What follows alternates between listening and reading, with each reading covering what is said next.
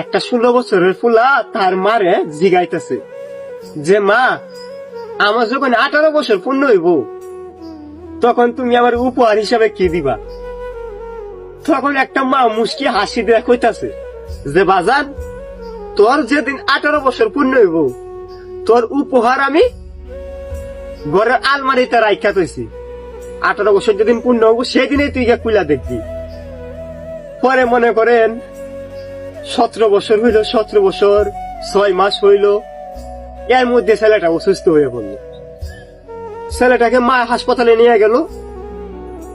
Doctor পরীক্ষা করে মায়ের কাছে বলছে যে আপনার ছেলে 2টা কিডনি নষ্ট হয়ে গেছে, তাকে বাঁচাইতে গেলে 2টা কিডনি দিতে হবে, আর কোন রাস্তা নাই।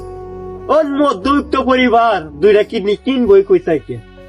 মা চিন্তা করলো যে আমি বাঁচবো আমার কয়দিন, আমার কিডনি গুলো আমার সন্তানরে দিয়া না হয় আমি দুনিয়ার থেকে চলে যাই। হ্যাঁ তো সামনেও উজ্জ্বল ভবিষ্যৎ পড়ে রয়েছে, হ্যাঁ তো অনেকদিন বাঁচবো, আমার তো বয়স হয়েছে, আমি বাঁচবো আমার কয়দিন। তখন মায়ের 2টা কিডনি দিয়া ফুলারা বাঁচাইলো, কিন্তু মা কিন্তু মরে গেছে। আর কিডনির অপারেশন করলে তো আর মানুষ সুস্থ হয়ে যায় না, 2-3 মাস হাসপাতালেই ভর্তি থাকা লাগে। তখন মা তো মরে গেল, হাসপাতাল থেকে ছেলেটা আইলো, আইসা বাড়িতে মা মা করে খুঁজতেছে, কিন্তু মায়ের আর খুঁজা পাইতেছে না। এলাকাবাসী কাছে জিজ্ঞাসা কয় তোর মা মরে গেছে, ছেলে বিশ্বাস করে না। পরে বৈশা থেকে কান্না করতেছে, হঠাৎ করে মায়ের কথা মনে পড়ে গেল যে মায়ের যে আমি কইছিলাম 18 বছর পূর্ণ হইলে আমার একটা উপহার দিব, এই উপহারটা আলমারিতে রাখা থাকবো। ধরে গেছে আলমারির কাছে, আলমারি থেকে চিঠিটা নিচ্ছে, গিয়ে দেখে যে একটা চিঠি, এই চিঠিটা হাতে নিছে, নিয়ে পড়তে লাগলো।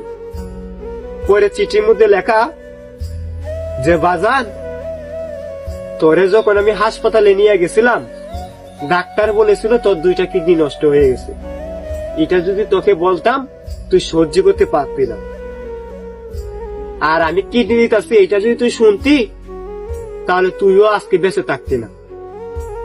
তাই তোকে না বলে আমার 2টা কিডনি দিয়ে তোরে বাঁচাইছি, কারণ তোর তো সামনে রঙিন জীবন, সুন্দর জীবন, আমার তো বয়স হয়েছে বাজান, আমি বাঁচবো আর কই দিন। আর এই জায়গার মধ্যে চিঠি রাখার কথা ছিল না, এই জায়গার মধ্যে আমি তোর জন্য সত্যি উপহার রাখতাম, কিন্তু যেহেতু আমি দুনিয়া থেকে বিদায় নিতেছি এর জন্যই এই চিঠির মধ্যে আমি এই লেখাগুলা লিখে গেলাম। মা তো মাই হয়, মায়ের তুলনা কি আর কারোর সাথে হয়? আল্লাহ তাআলা আমাদের